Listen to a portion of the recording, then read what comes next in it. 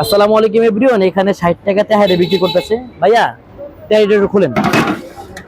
কি তেহারি ভাইয়া এটা? এটা চিকেন তৈরি ভাইয়া। চিকেন তেহারি কত করে? 60 টাকা প্লেট। পার্সেল দেওয়া যায়? হ্যাঁ দেন পার্সেল দেন একটা দেখি তো। একটা। হ্যাঁ এভরিওয়ান, এই যে ভাই হইতাছে ওনারা এখানে চিকেন বিরিয়ানি বিক্রি করে না? চিকেন বিরিয়ানি না ভাই? জি। ও আচ্ছা ভাই, এটা আপনারা কয়দিন বিক্রি করবেন? আপনাদের অফারটা কয়দিন পর্যন্ত? এটা আমাদের প্রায় 4 মাস হয়েছে চলতেছে।